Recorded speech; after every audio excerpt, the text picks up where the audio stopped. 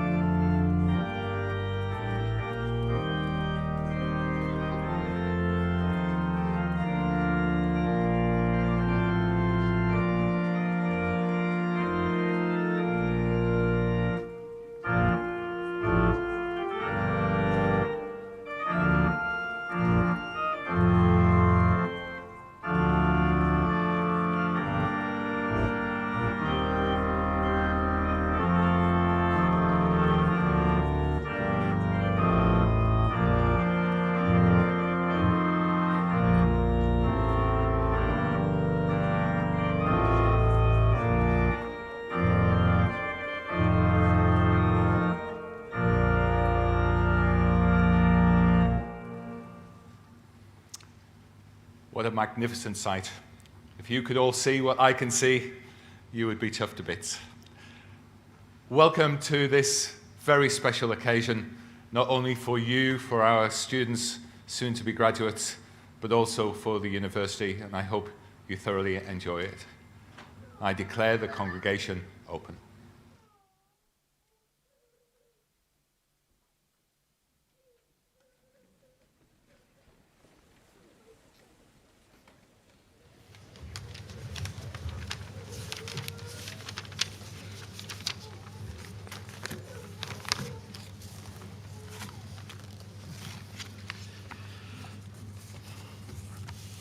Vice-Chancellor, distinguished guests, ladies and gentlemen, graduates. It's a great pleasure to be able to deliver this oration on the occasion of the award of an honorary degree to Carol Shanahan, OBE, in recognition of her outstanding contribution to innovation within global business and to tackling social exclusion in the local area. I met Carol a few years ago through my research on the policing of football crowds. Carol, along with Kevin, had at the time recently become the new owners of Port Vale Football Club in Burslem. Through our subsequent meetings, I've now got to know and hugely respect Carol and was delighted to be offered this opportunity to speak today. Through a short overview of the journey in life Carol has taken, I want to explore with you the important contributions she has made to the communities of Burslem, Newcastle and Stoke-on-Trent. Although I come from an outdated era where a common adage was that it was rude to ask a woman her age, you'll forgive me, Carol, if I divulge to everyone here that you began life in December 1957 in the Lincolnshire town of Skegness. With her parents separated at the age of 6, Carol moved to live with her mother, who was working as secretary to the club doctor at the then mighty West Bromwich Albion. And it was at the club's stadium, the Hawthorns, that Carol discovered her first love, football. It was clear to me from talking about this lifelong partnership that these childhood experiences were foundational in who and what Carol is today.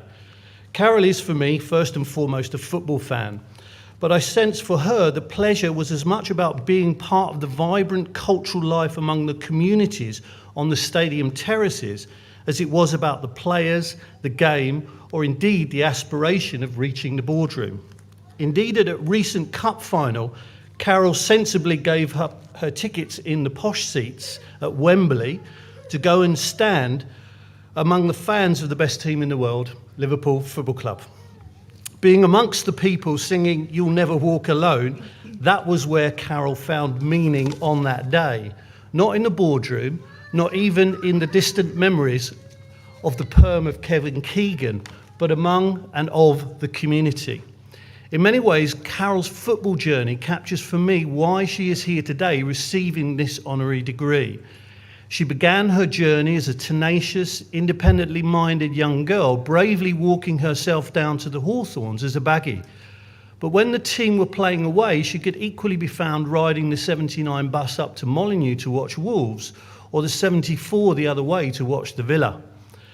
Let us remember too that ultimately these were what people now refer to as the dark days of football, where hooliganism was rife, crowd safety had yet to be invented, and the terraces reflected what were ultimately the socially troubled times of industrial and economic decline in the UK. This was no walk in the park. And it was in these times that Carol was walking the delicate path of adolescence, and it was not yet clear on which side of the track she was going to fall. Coming from what would then have been seen as a broken family, she openly acknowledges that one of the first school talents she discovered was not being there.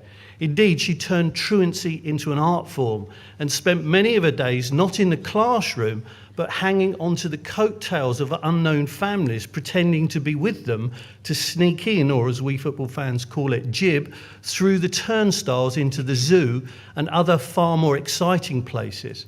Carol was learning her craft. The ultimate outcome being that, like me, Carol left school without any formal qualifications. Another young person who apparently failed at school, not because they lacked intelligence, but because they assertively reacted to a narrow and often authoritarian, disjointed education system within which underlying ability often got lost. Ultimately, Carol, her teachers, and indeed the country had nothing to fear, because as this oration stands testimony, Carol and her husband Kevin have gone on to become some of the most successful and significant business leaders in the county of Staffordshire. At 17, Carol had left school and had muscled her way into become the first female mainframe computer operator at Hoskins Systems in Birmingham. Typically, the job description, possibly illegally today, wanted a man who was over 18, had at least 5 what we then called O-levels, and could drive. Having none of these, and having failed her driving test multiple times already, Carol clearly fitted the profile perfectly. But this is also the story of Carol, a disruptor, someone who pioneers by breaking the mold and doing things differently. Moving from job to job, she elevated quickly to the heady heights of a shift manager. Just in a male-dominated world, it happened to be on a shift where she was the only member of staff. Much like an advisor to a minister that needs no advice, she was not happy sitting among the fortunes of others.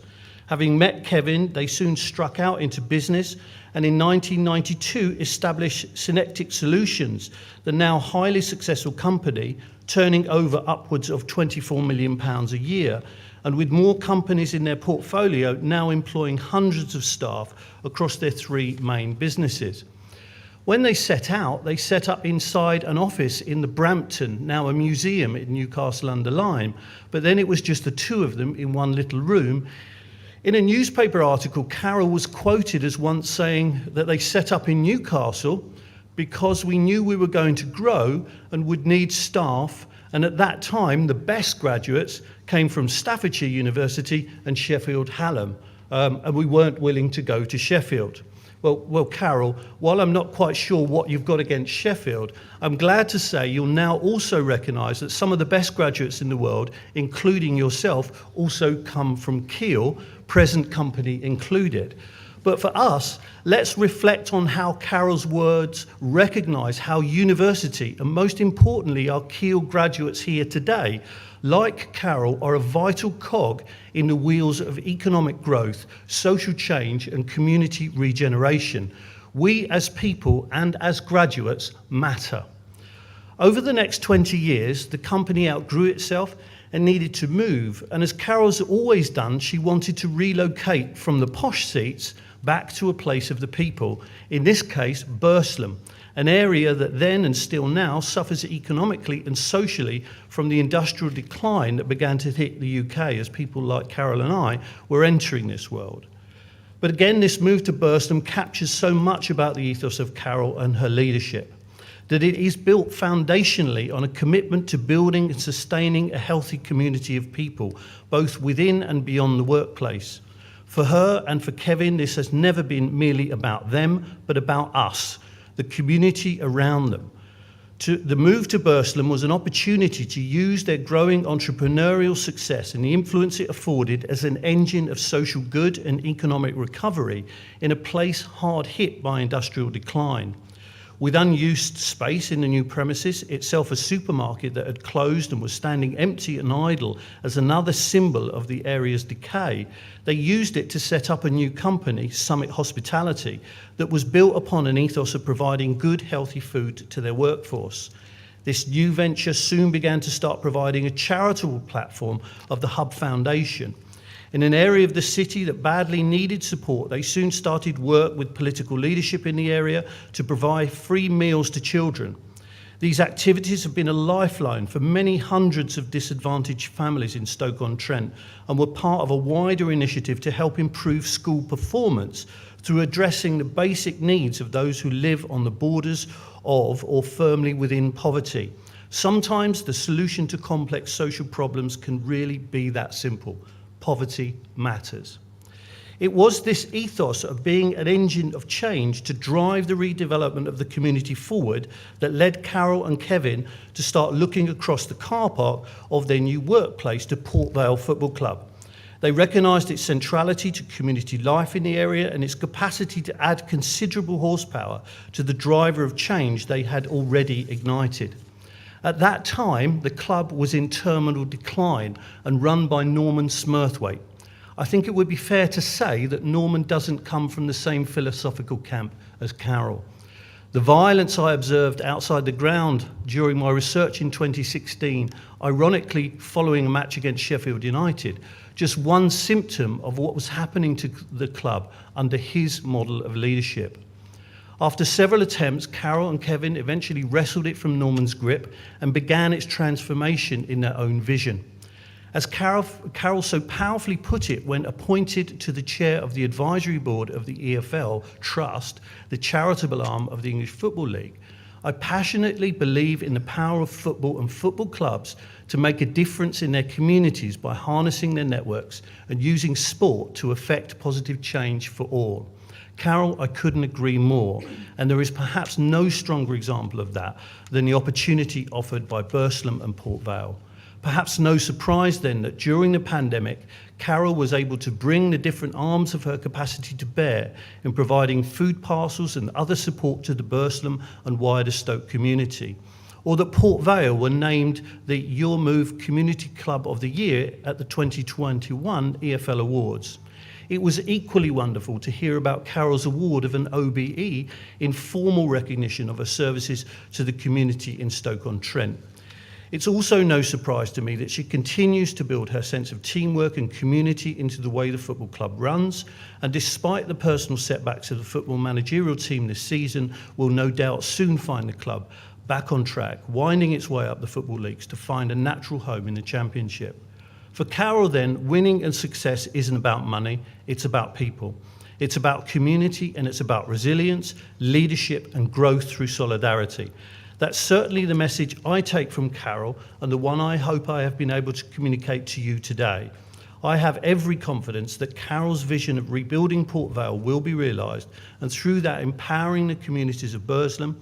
It is wonderful then that Keele University can and will be one jigsaw piece in a life journey that has already made such a major contribution to thousands of lives in and around the communities of our adopted city of Stoke-on-Trent.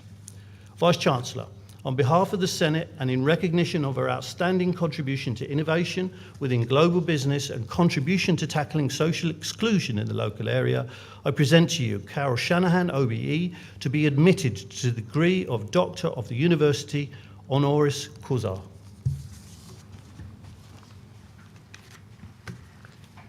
Carol Shanahan, by virtue of my authority as Vice-Chancellor, I admit you to the degree of Doctor of the University honoris causa.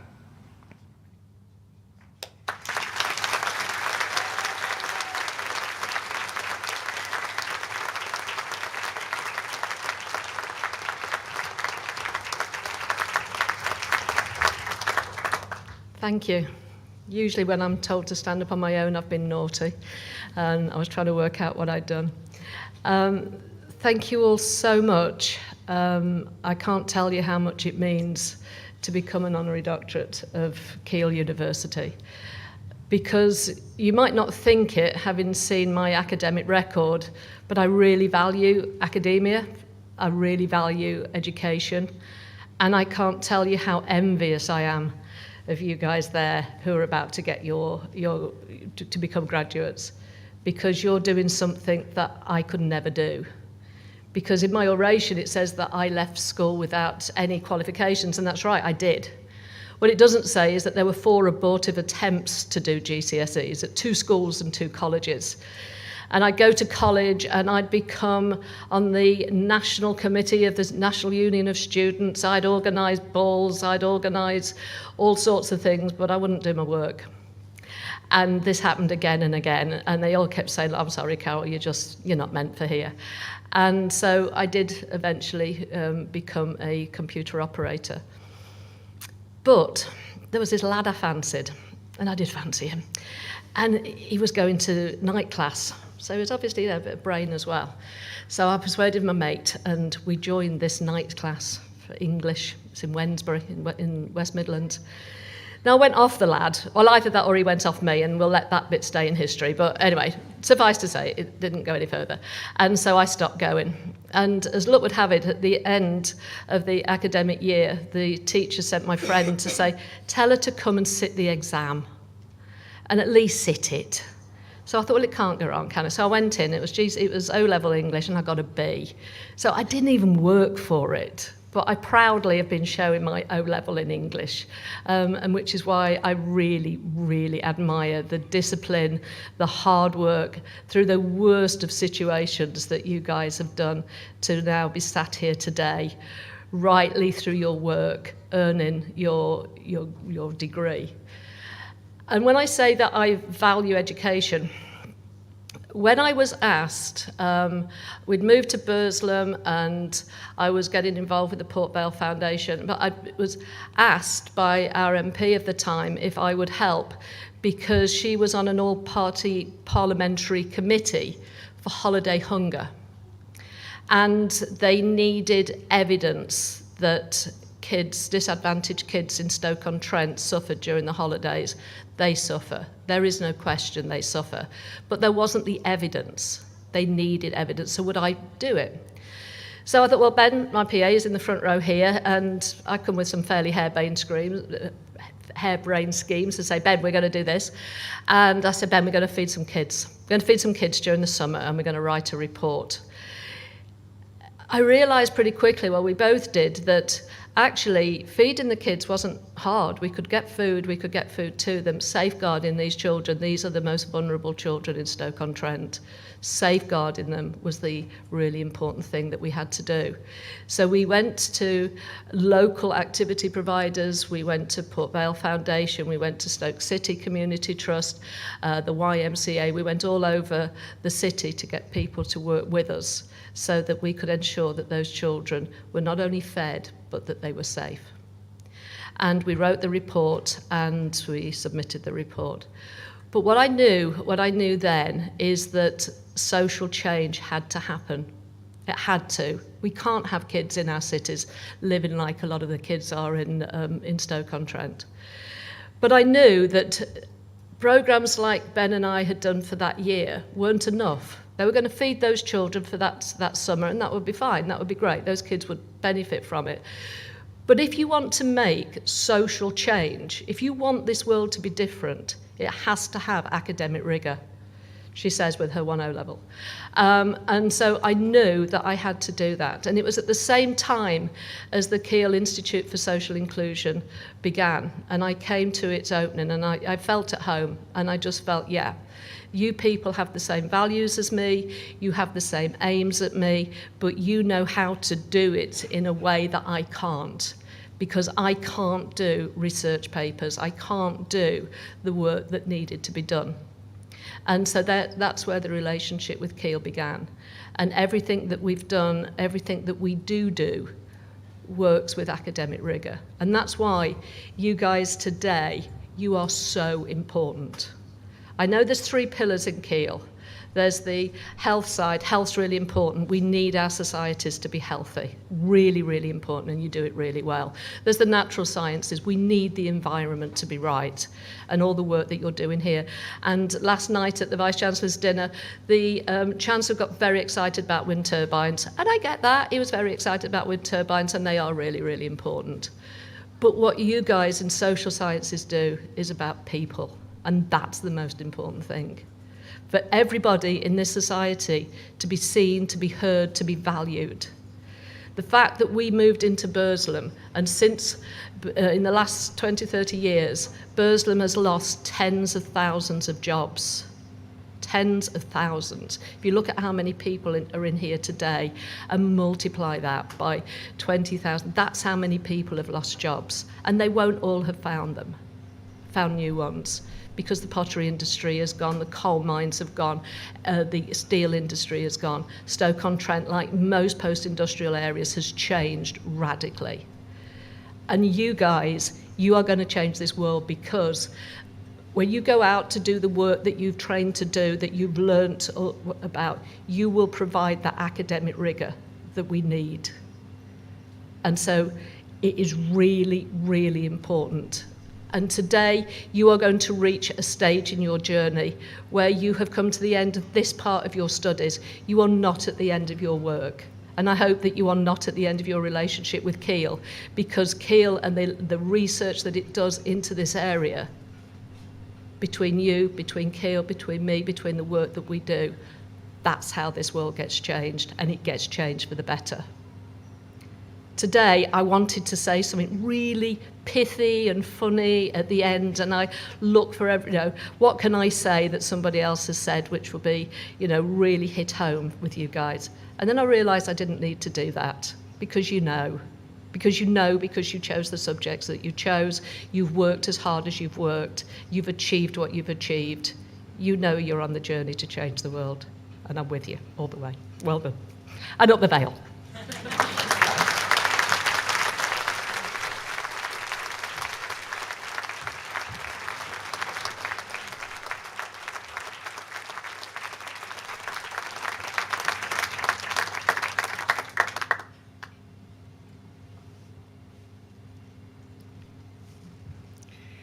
I'm delighted to introduce the winner of the Keele Excellence Award in Learning and Teaching Early Career 2020, Amy Merridew.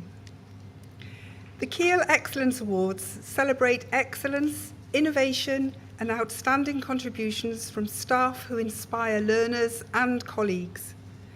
In 2020, when at the time a PhD candidate and graduate teaching assistant based in the School of Humanities, Amy was selected for the award on the grounds of her outstanding contribution to student learning and her passion for teaching.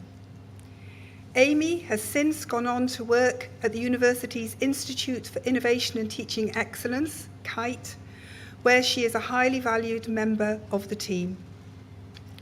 Amy's contribution to education has been varied for one so early in her career, as a graduate teaching assistant in English, as a Higher Horizons outreach tutor, an academic skills tutor with right direction. She has been and is a strong promoter of inclusive education practices and widening participation in higher education, seeking to inspire students to engage with their curriculum and their learning.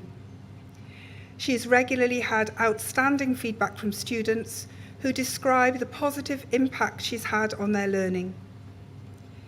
Amy is a creative and reflective practitioner, keen to learn and improve herself as a teacher. She organised an important conference at Keele on trans youth and education, opening up the importance of supporting trans students in education policy and practice.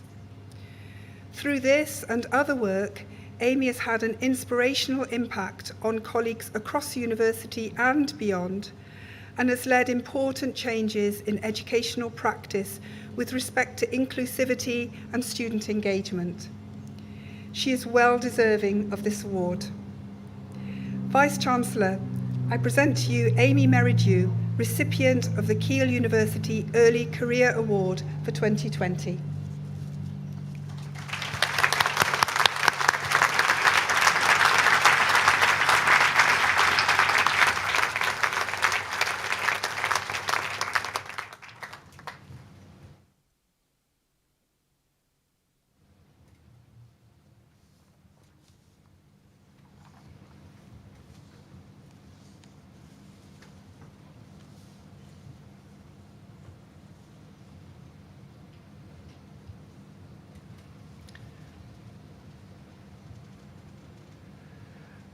Vice-Chancellor, on behalf of the Senate, I present to you those candidates who have been found worthy to be admitted to the degree for which they have been awarded.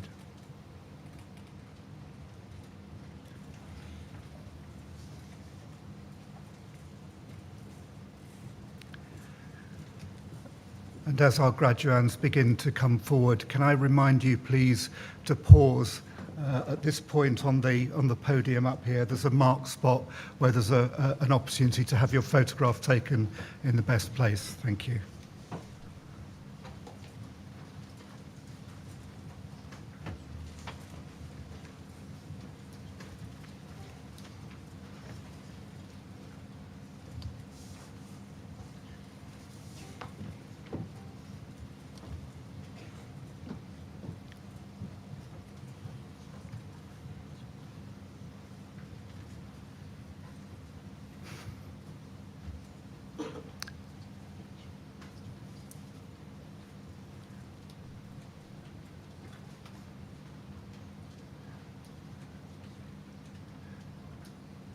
For the degree of Doctor of Philosophy, for a PhD dissertation in creative writing entitled 4:23 p.m. Relaxant, Lauren Sarah Ann Bolger.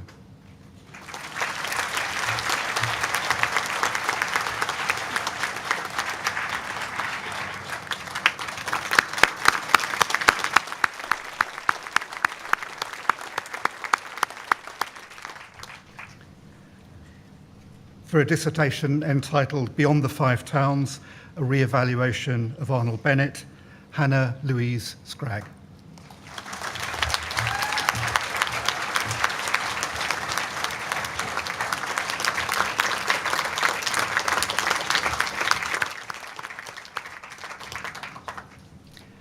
For the degree of Master of Research and Bachelor of Arts, Chloe Jade Alcock.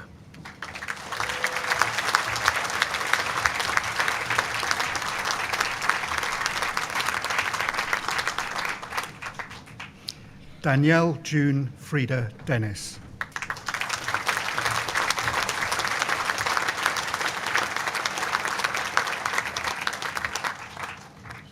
The winner of the MRes Humanities Student of the Year Prize 2020 to 2021, Rebecca Evelyn Fryer.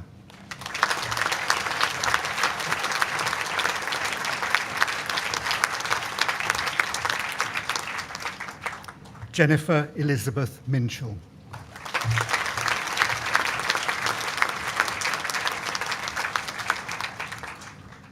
For the degree of Master of Research, Jennifer Louise Hill.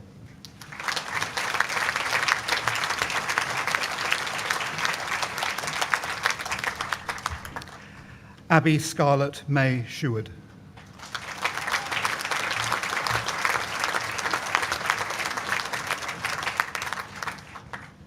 Leon Antonios Philip Walker Kreusis.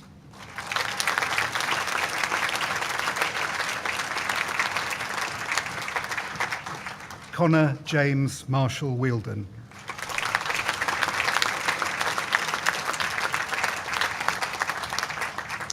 For the degree of Master of Arts and Bachelor of Arts, Tom Alexander Fisher.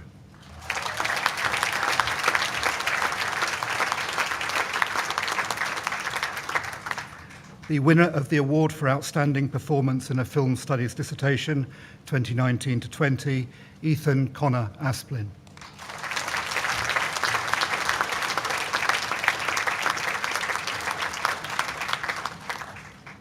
The winner of the MA Contemporary Literature and Film Dissertation Prize, 2020-2021, Shayna Kate Paget.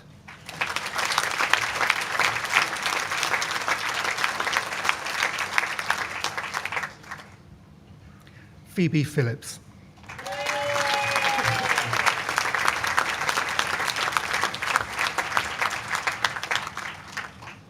Jordan William Titley.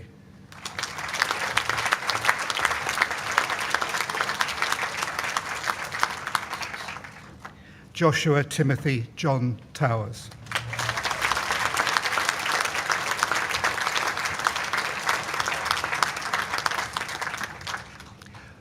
Winner of the Charles Swan Prize for American Literature, 2019-2020, Joseph Keith Willis.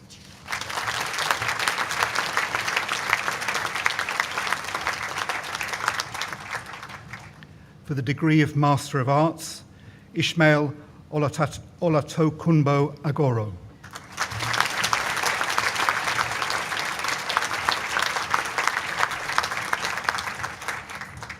Thomas Jordan Atkinson.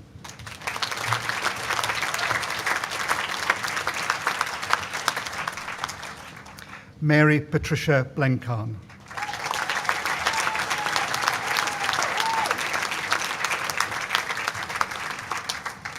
Victoria Ann Chadwick.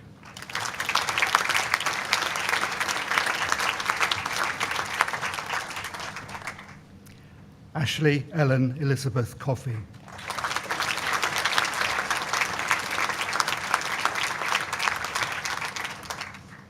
Daisy May Cowley.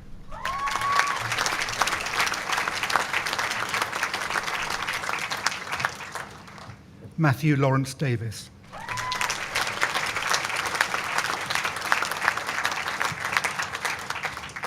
Samantha Lauren Davis.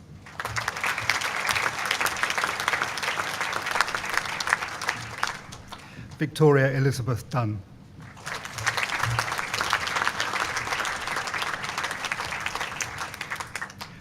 Rowan Maria Fitt.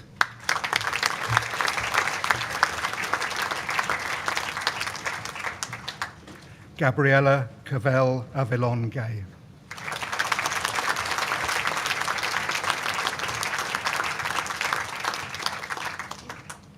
Daniel James Grice.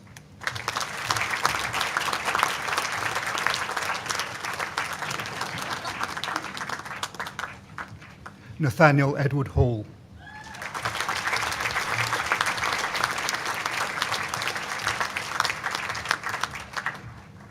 Chu Kin Kwan.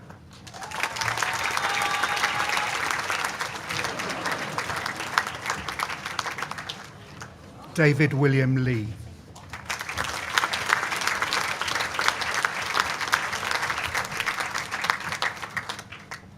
Hannah Christine McNay.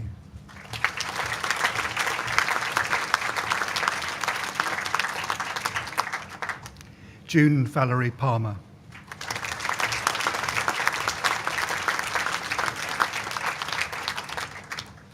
Winner of the Margaret Spufford Prize 2020-2021, Annabel May Pollers.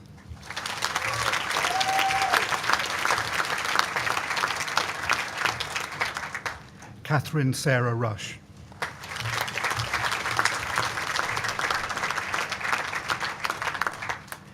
Richard William Charles Smith.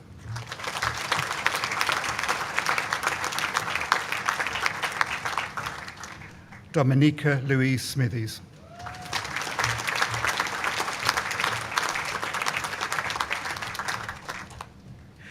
Winner of the MA in Contemporary Literature and Film Dissertation Prize 2020 to 2021 and Best Overall Student on an English Postgraduate Talk Programme 2020 to 2021, Joanna Claire Louise Yates.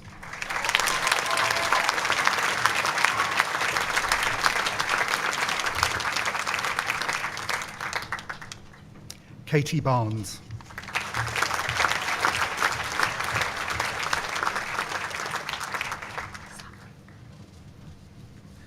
For the degree of postgraduate diploma, Fleur Pierce Harmon.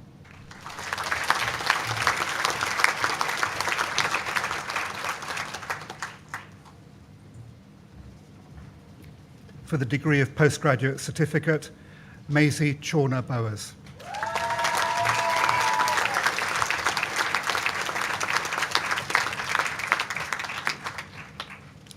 Tilly Mae Johnson.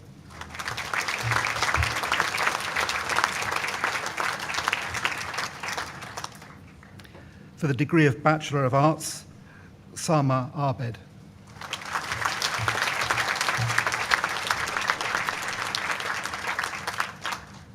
Mariam Akhtar.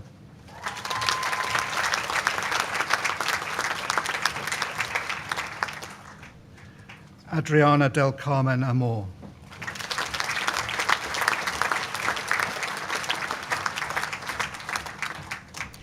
Chloe Patricia Askey.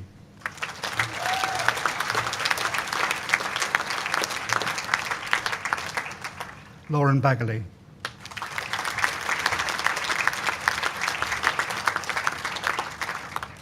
Tyler James Bailey.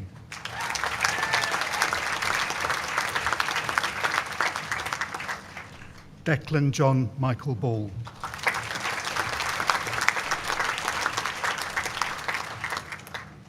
Joshua Balance.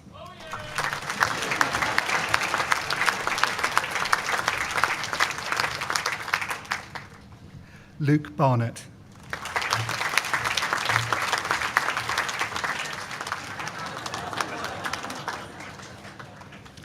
Althea Jade Barton.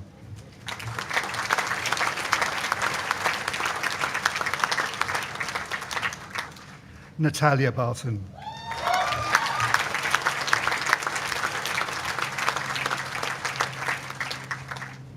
Stacey Lou Barton.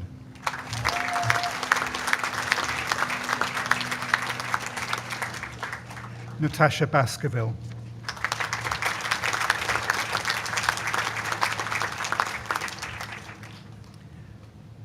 Tamsin Ann Bennett.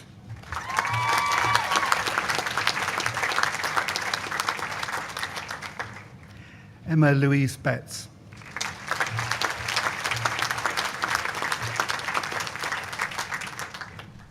Francesca Olivia Bird.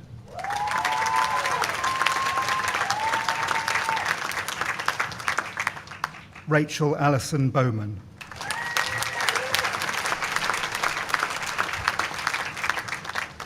Findley David Brame.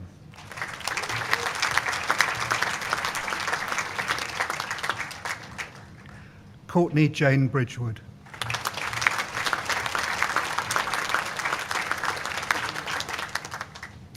Alicia Louise Broadbent.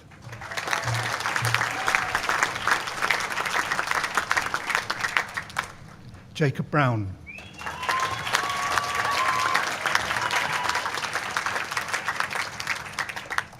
Winner of the Wedgwood History Dissertation Prize 2019 to 2020, Owen Brown.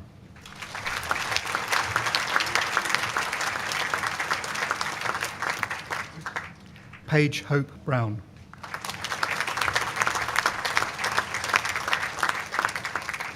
Matthew Edward Brundrett.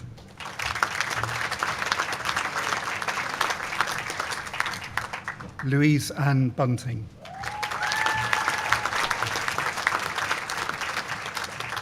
Susanna Catherine Burgess.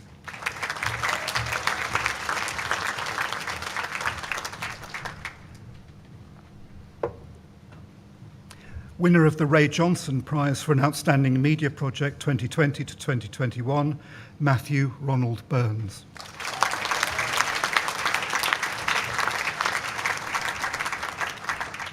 Daniel Gary Burrows.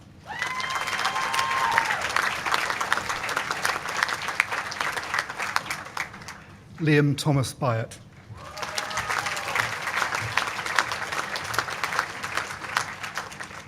Poppy Claire Canning.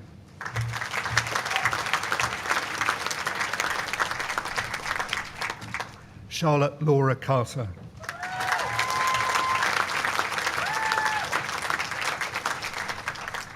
Gemma Lily Cartwright.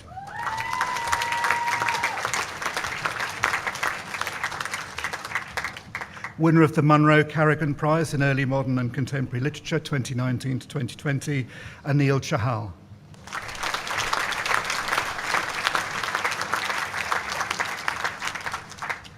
Zach Chahal.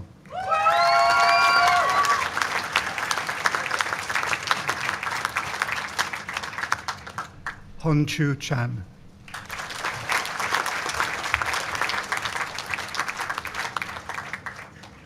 Grace Ellen May Chatham.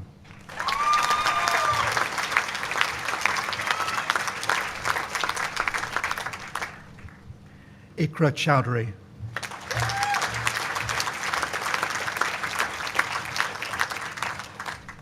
Raquel Chavez Ferral.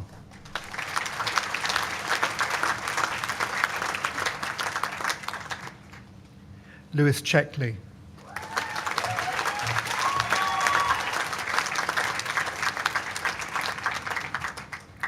Jack Poramat Chilton.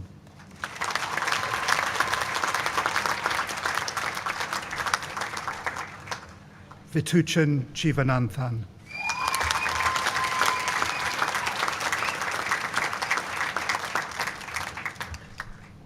Lewis Jonathan Collooney.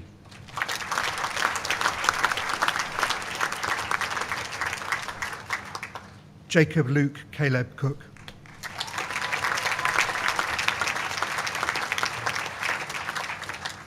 Catherine Haff Cotterell.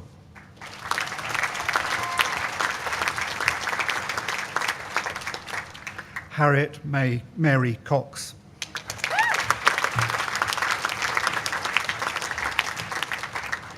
Megan Rose Crofts.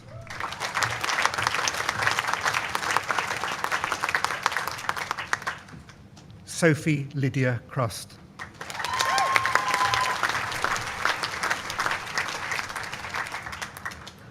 Rajil Dane Cruz.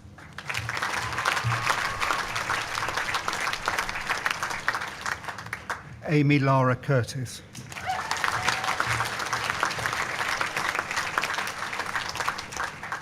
Imogen Scarlett Dakin.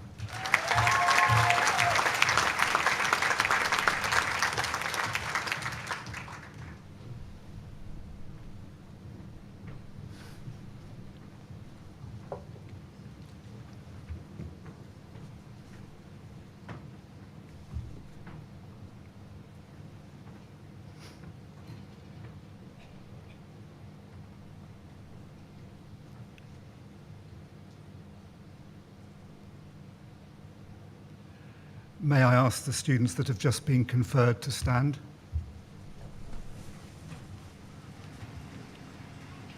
By virtue of my authority as Vice-Chancellor, I admit you to the degrees for which you have been presented. Many congratulations.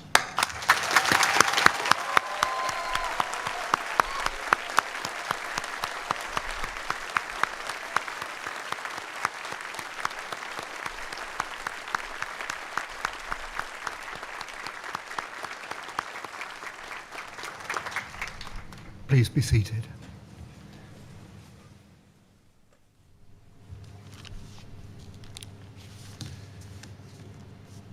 Can I welcome you once again to this very special celebration to celebrate the achievements of our students while they're at Keele, but also to celebrate what I'm sure you will all achieve when you leave the university. And what a journey you've been on. We have graduates here in the room from 2020 and 2021, And your experience at university has been quite different from most of those who have gone before you, and probably will be different from most of those who will come after you. 2 years ago, we were still in the very early stages of lockdown. We might feel now that we don't really still understand COVID-19, but at that stage there was a genuine fear of almost everything. And it's really quite hard to remember exactly what changes came in so very quickly. For most of us, we weren't meeting people except by video link. We couldn't get hold of sanitizer, and we weren't sure what we could touch or what we couldn't touch, and we were only allowed our daily walk and our trip to the supermarket. As a university, we had to pivot very quickly into using online education in a way that we had never done at that scale before. To keep going with your studies at a time of such huge uncertainty and stress in all that were around you is an absolutely major achievement. You may well feel that you've missed out on things, and there is no doubt that you did miss quite a lot, in particular around the social interactions that really are an important part of university life.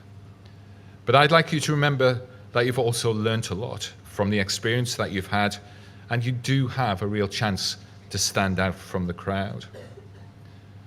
Now, I'm in no way underestimating how hard it was for you. None of us would have wished all of this on you, especially at a time when friendships and relationships and networks can be developed that will last you a lifetime. But the adaptability, the resilience, and the determination that was needed to get you through your degree was absolutely astonishing.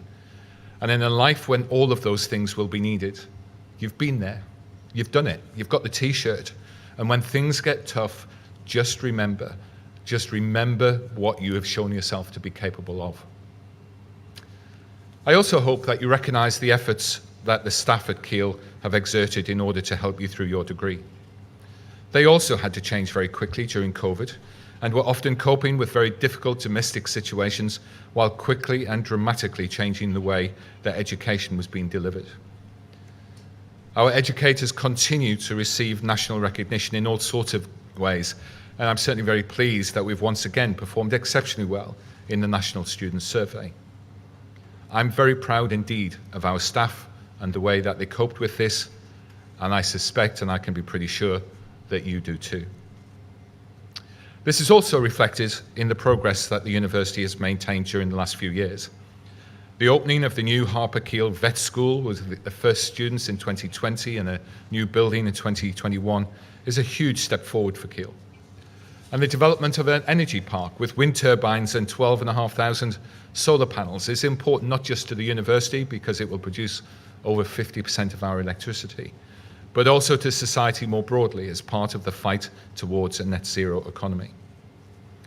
Also in that regard, High Deploy was an experiment where we used the whole campus. We tested whether 20% hydrogen could be introduced into the gas supply. It can safely, and it can without consumers really noticing the difference. So that is now being rolled out in various communities in different parts of the country. We've also developed campus further, and although sadly most of it not in time for your time at Keele, the opening, for example, of the new central area in the Chancellor's building, and in what, I have to say, has been described by some as possibly the most important advances in Keele for years, we opened a co-op in the Greggs. I also find it fascinating at this time to reflect a little on some of the achievements of our students outside the classroom, in some cases working through the Students' Union and the KPA. The volunteering to support the vulnerable in the early stages of the COVID lockdown, and the collection for refugees for Ukrainian, just two examples that show the social conscience that is strong in our student bodies. Schemes to help local businesses and charities, or less local organisations, also took place, and for example will continue forward by a team going out from Keele this summer to help some of the poorer communities in the Caribbean. The staff at Keele are always very proud of our students and our alumni, but the respect that we have for you is even greater than normal. And I'm sure that those of you who are here as family and friends of our graduates are also brimming with pride today. And before I go any further, can I, on behalf of the university, thank all of you as friends and families who have supported the students through their time at Keele, which is hugely valuable to all of us. Today, you can also allow yourselves to be very proud of yourselves, of your own achievements. Even beyond the COVID experience, all of you have been on a big adventure that will have challenged the way that you think, taught you new skills, opened up new worlds, and opened up new horizons. You have also undergone the huge transition alongside students, either physically or remotely, from every part of society in the UK, and indeed from every part of the world. It is important that we do have that diversity here on campus, and it's not unusual for us to have over 100 countries represented through our staff and our students. Education is a critical mediator of understanding of other cultures, and this is even more important when the biggest challenges that we all face in society can only be solved through collaboration on a global scale. This is not always easy, but I hope we have helped you develop a level of critical evaluation that will allow you to take informed viewpoints that will help you thrive in a world where global travel may well be affected for some time by COVID. But global interactions will be critical for a peaceful and an equitable world. It is with that we have the aim of influencing the future of society, that here at Keele we are putting significant attention into the new research institutes that are aimed at addressing 4 of the biggest challenges that we face as a global population. You've heard from Carol about our Institute for Social Inclusion, but we also have Sustainable Futures and Global Health and Wellbeing, also recognizing the fact that we're all working and living in an increasingly digital society.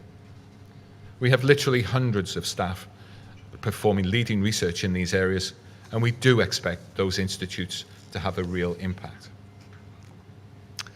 As I've said, we clearly hope that the environment that you've been in here at Keele has prepared you to thrive in that global environment.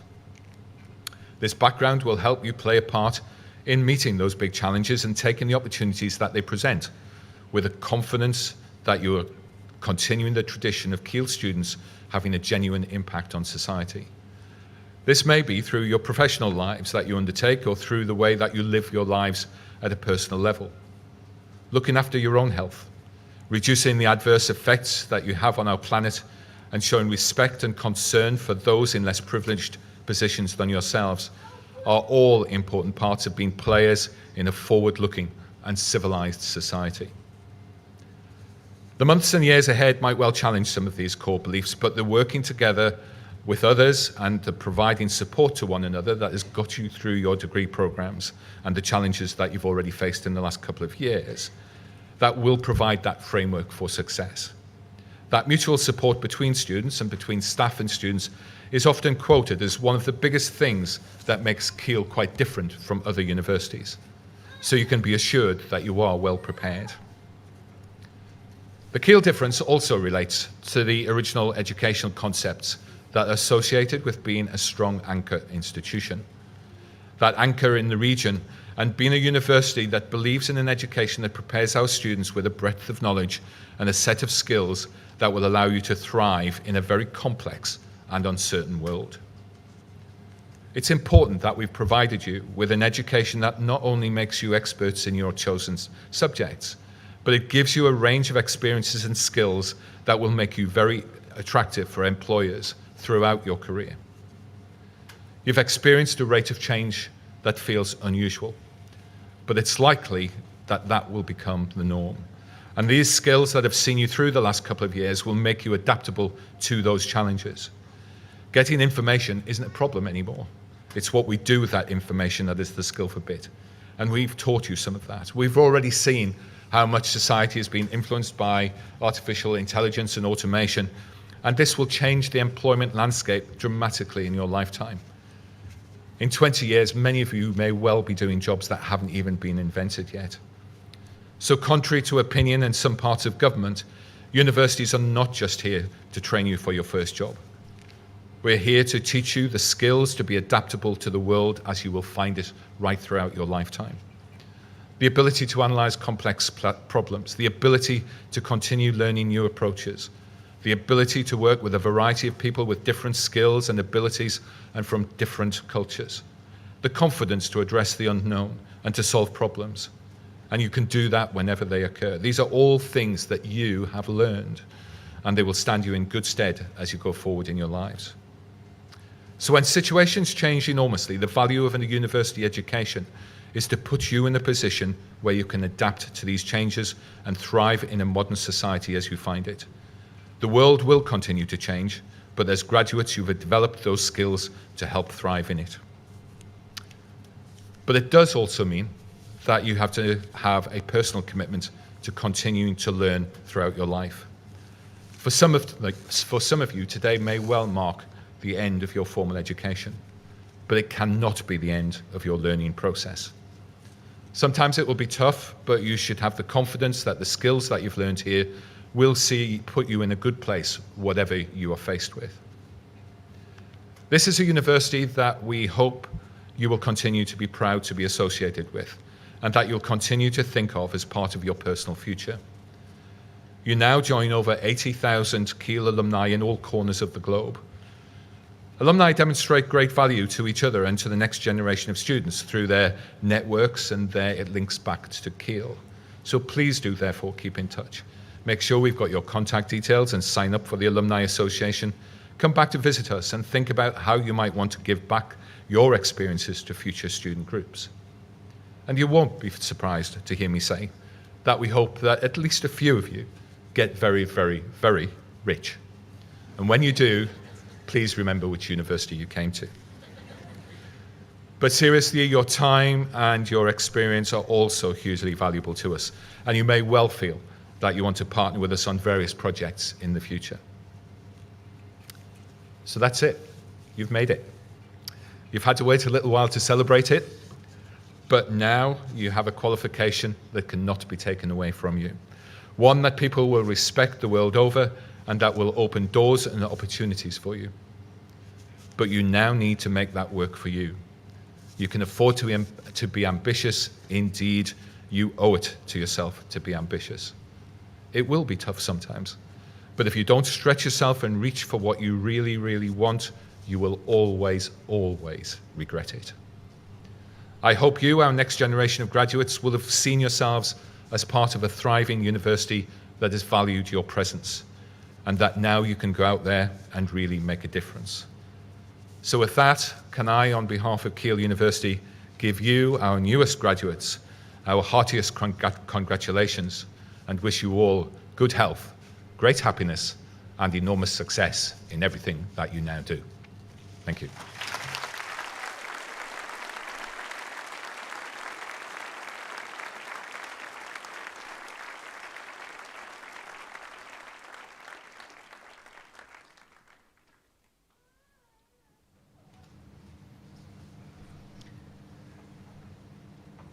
Vice-Chancellor, on behalf of the Senate, I present to you these candidates who have been found worthy to be admitted to the degrees for which they have been awarded.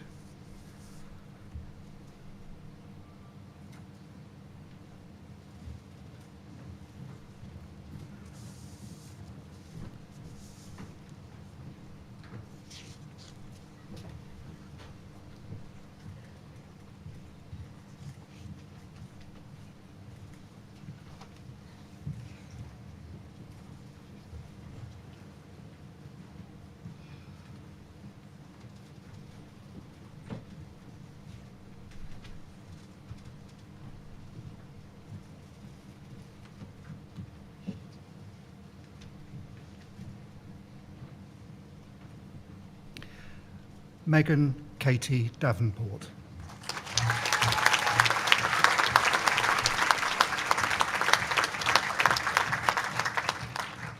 James Lewis William Davey.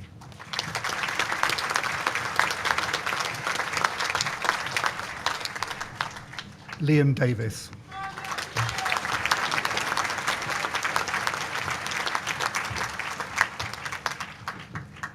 Liam Robert Dobson.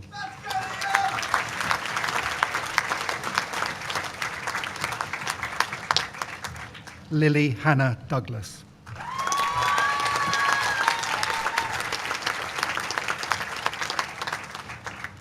Elizabeth Ann Dooley.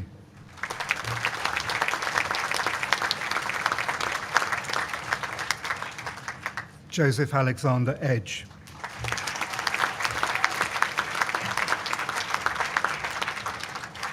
Winner of the Award for Outstanding Performance in a Film Studies Dissertation 2020 to 2021, Alexandra May Eftimiou.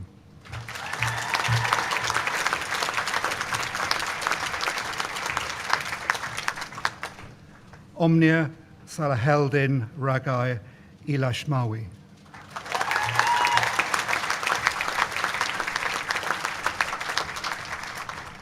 Lauren Francesca Ellis.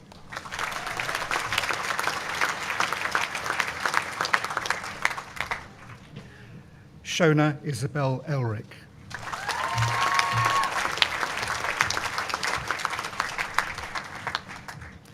Elisa Catherine Emerson Bailey.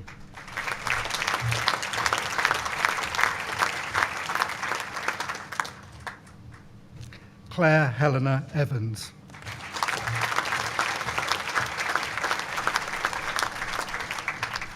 Courtney Jade Evans.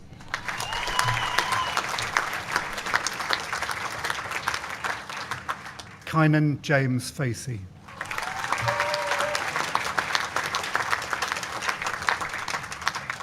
Scarlett Alexandra Fortin.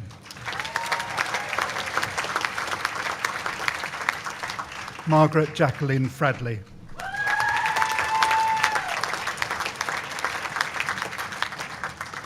Emily Elizabeth Gainan.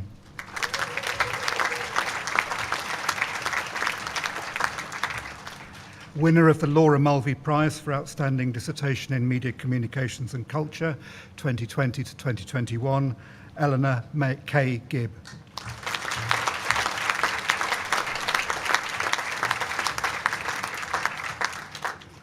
Bethany Pippa Catherine Gilbert.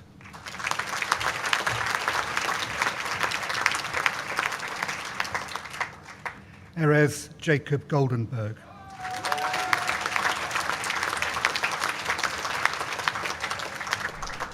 Emily Jane Goodwin.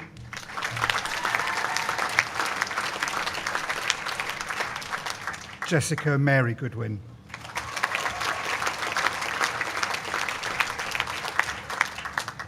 William Gordon.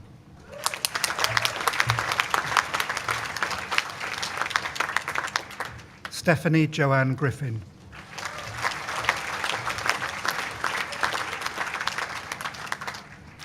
Winner of the Award for Outstanding Performance in a Film Studies Dissertation 2019 to 20, and of the Shane Meadows Prize in Film Studies 2019 to 20, Juliet Alice Hamel.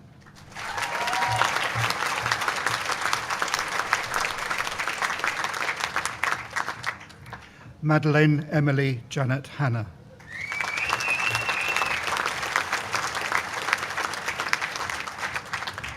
Keenan Owen John Harrison.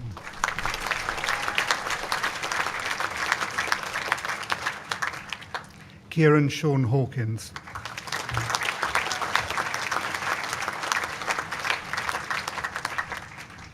Abigail Brooke Haler.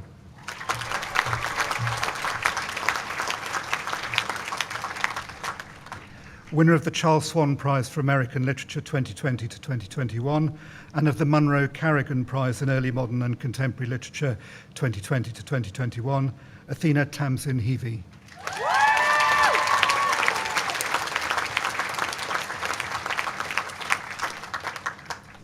Iona Abigail Hendry.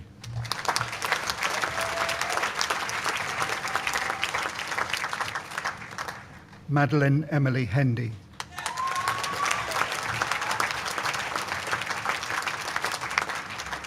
Victoria Jane Hibble.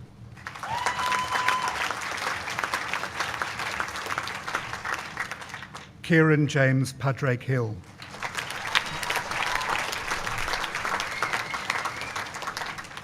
Daisy May Hinchcliffe.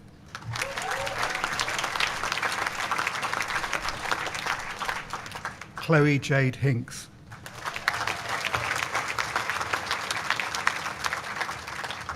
Jessica Grace Hodges.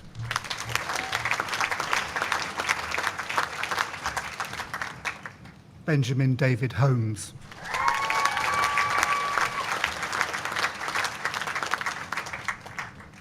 Cavan Homewood.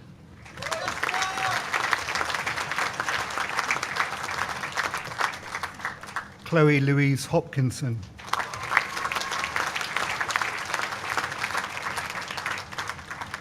The winner of the Jim Roberts Memorial Prize 2020 to 2021, Brianna Howell.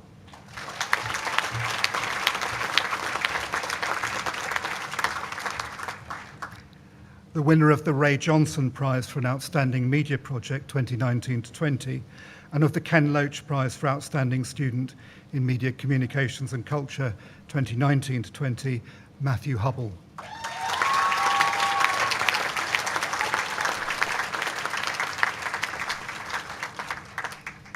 Edward William Hunt.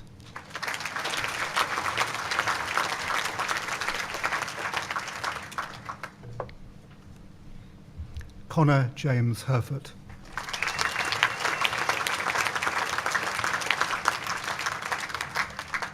Zara Bibi Hussain.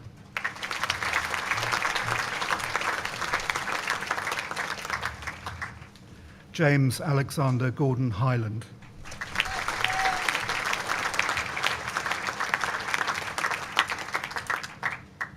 Tony Jade Inman.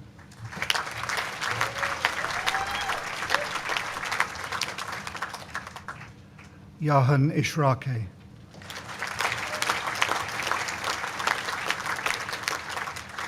Morgan Sarah Johnson.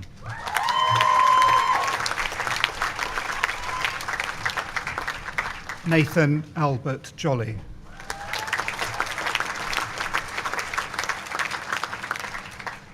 Alice Emily Jones.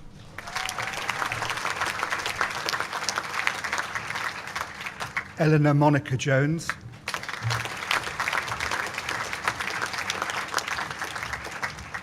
Winner of the Shane Meadows Prize in Film Studies 2020 to 2021, Cara Celeste Kinney.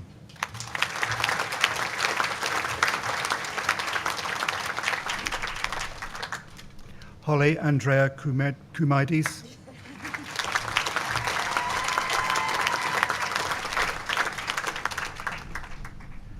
Harikesh Nilesh Ladwa.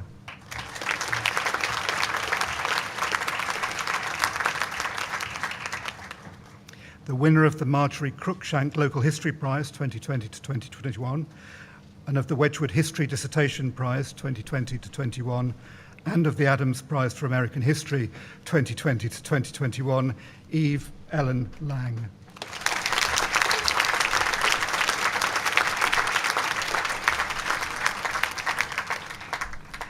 The winner of the Charles Swan Prize for American Literature 2020 to 21, Gemma Marie Larkin.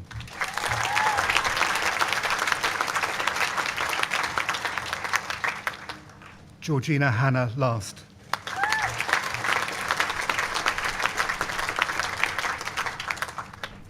Emily Lillian Lawson.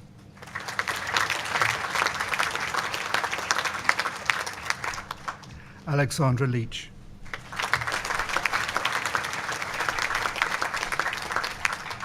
Georgia Lee.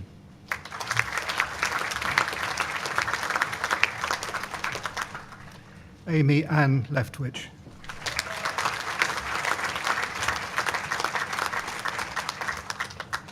The winner of the Marjorie Cruikshank Local History Prize 2019 to 20, Daniel Ian James Lowe.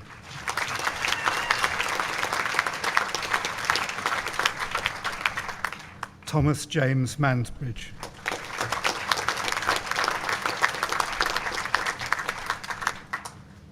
Sophie Sung Marjoram.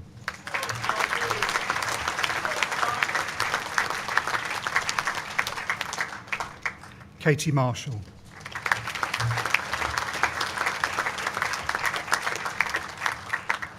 Heather McNaughton.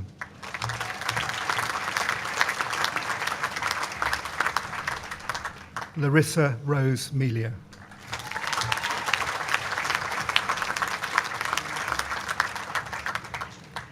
Winner of the Adams Prize for American History 2019 to 20, Robert Henry Melling.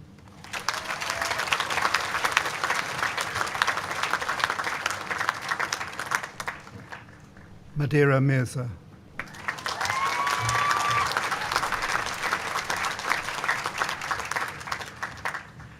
Courtney May Mountford.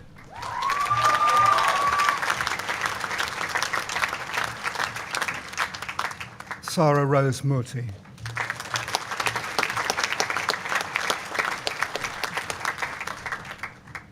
Daniel Ryan Nash.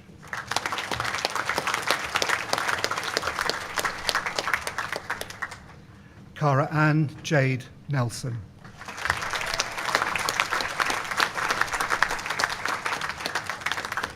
Grace Catherine Nuttall.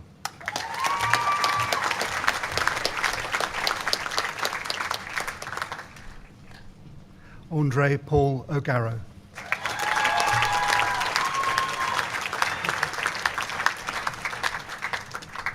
Holly Jane Lee O'Neill.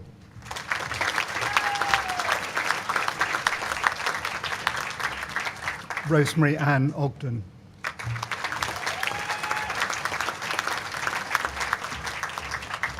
Jordan Ori Orison.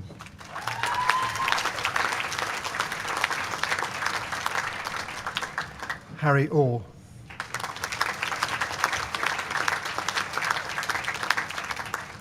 Cameron Joseph Parker.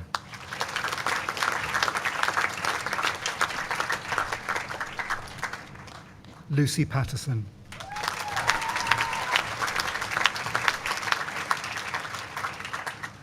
George William Reed Patterson.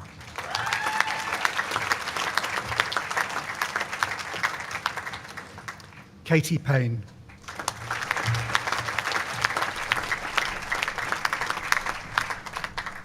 Naomi Peach.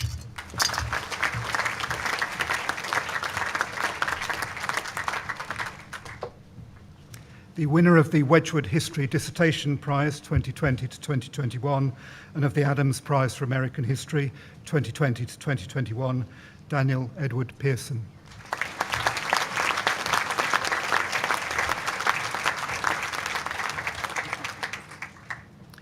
Daniel Phipps.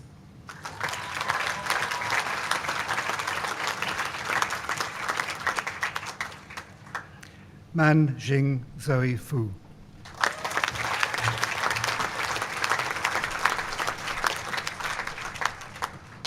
Oliver James Pinder.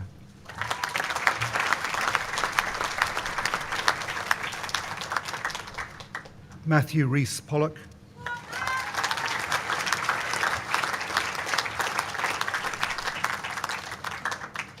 Deborah Powell.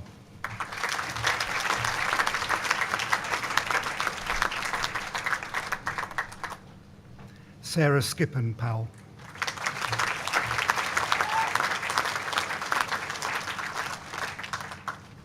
Stephanie Mena Odes Price.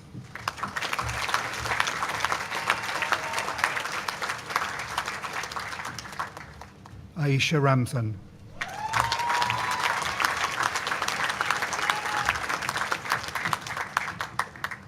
Charlotte Rose Reed.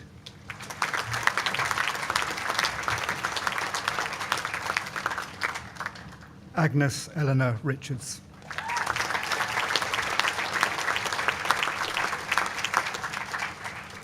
Cameron James Roberts.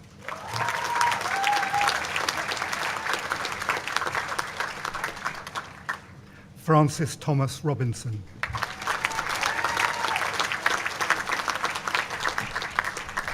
Ella Elizabeth Ross.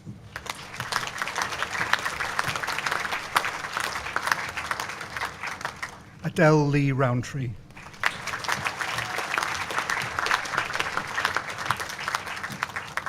Lucy Emily Selim.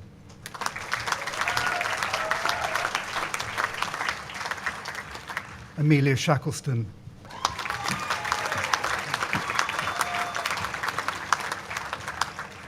Sophie Louise Shepherd.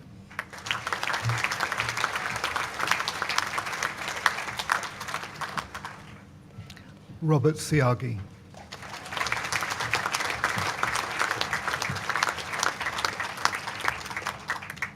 Winner of the Wedgwood History Dissertation Prize 2020 to 2021, Michael Peter Simpson.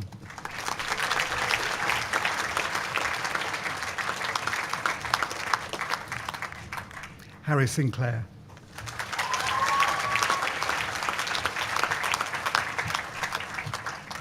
Dylan James Slow.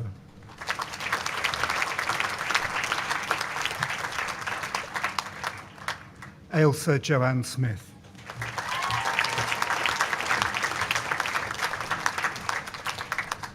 Antoinette Joy Smith.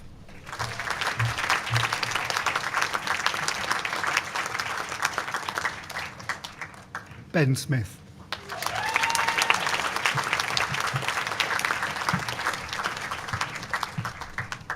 Joseph Christopher Smith.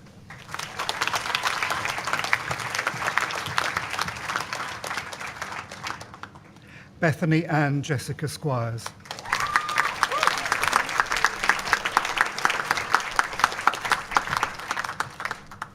Alexandra Kate Stanaway.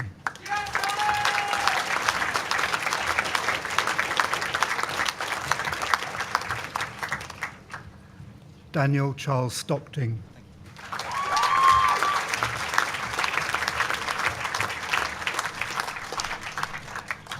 Kaylee Louise Stone.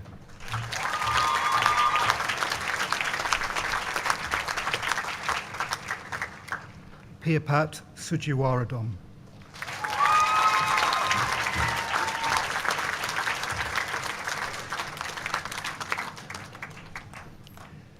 Katie Patricia Sutcliffe.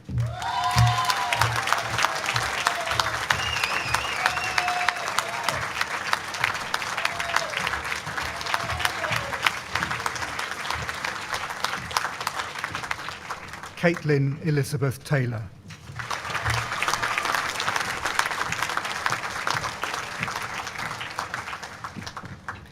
Winner of the award for outstanding performance in a film studies dissertation 2020 to 2021, Yasmin Ivory Michaela Thornton.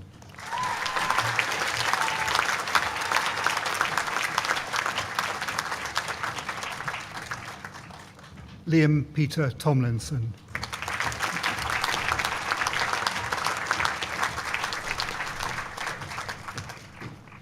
Jamie Robert Vivash.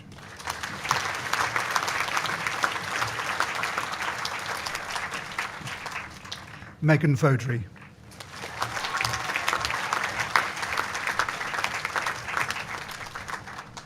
Emily Rose Warner.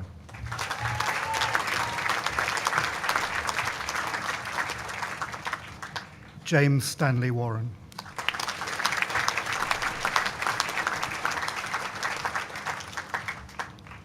Bethany Westrope.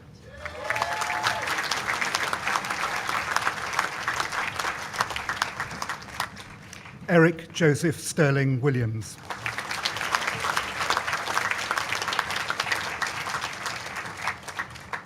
George James Wilson.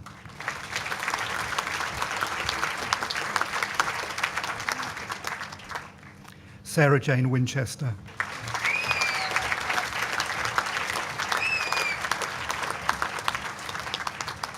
Timothy Wong.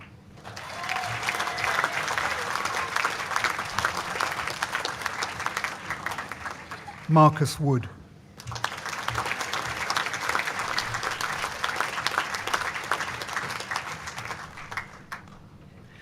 Meredy Wolveridge.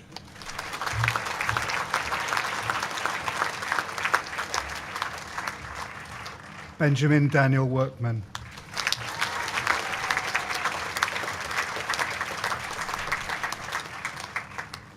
Michael Allen Wright.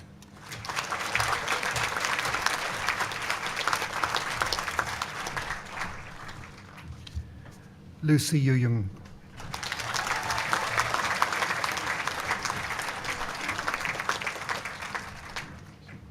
Charlotte Jane York.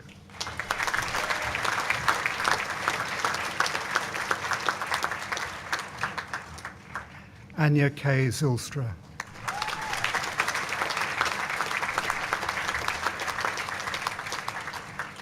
For the degree of Bachelor of Science, Jamie Alexander Anderson.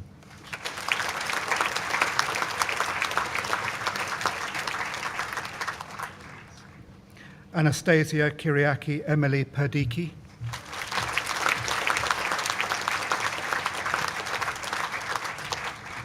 Gurveen Kaur Sangha.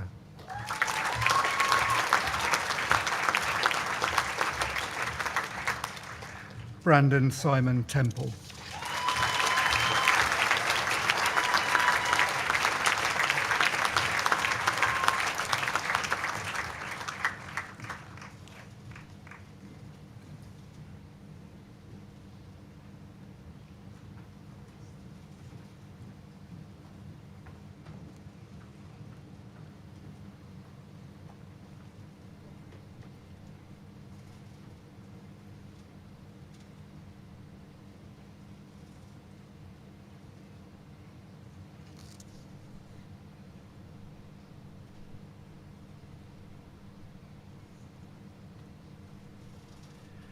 May I ask the students who have just been conferred to stand?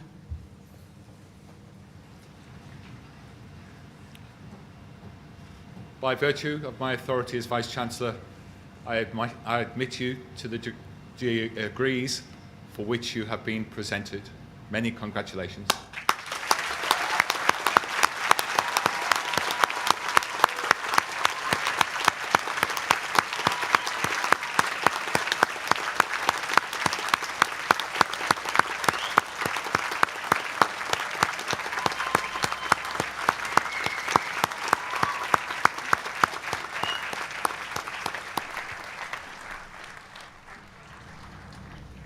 Please be seated. Vice-Chancellor, on behalf of the Senate, I present to you in absentia those candidates who appear listed in the programme who are not present. By virtue of my authority as Vice-Chancellor, I admit them to the degrees for which they are listed.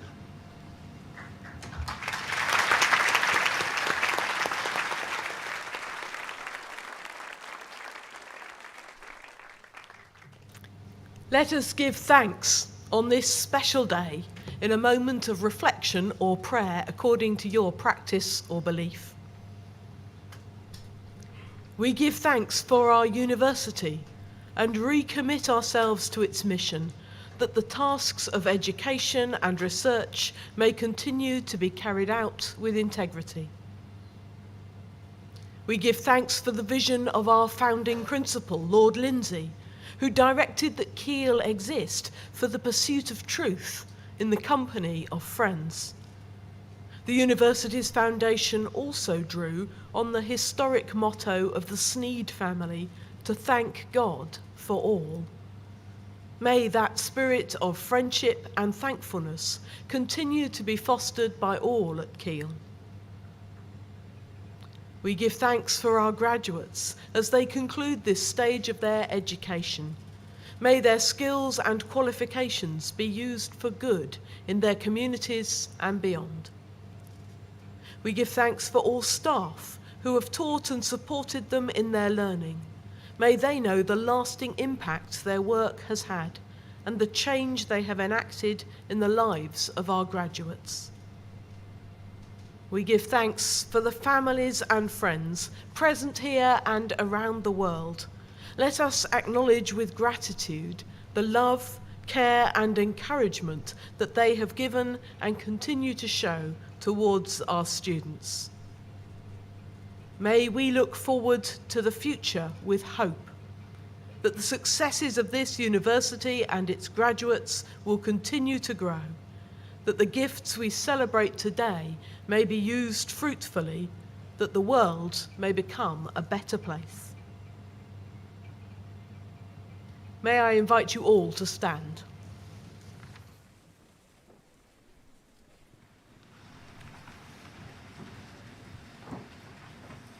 Graduates of the university, can I congratulate you all once again and invite you to be long-term ambassadors for this great university. But first things first, go out there and have a great day. I declare the congregation closed.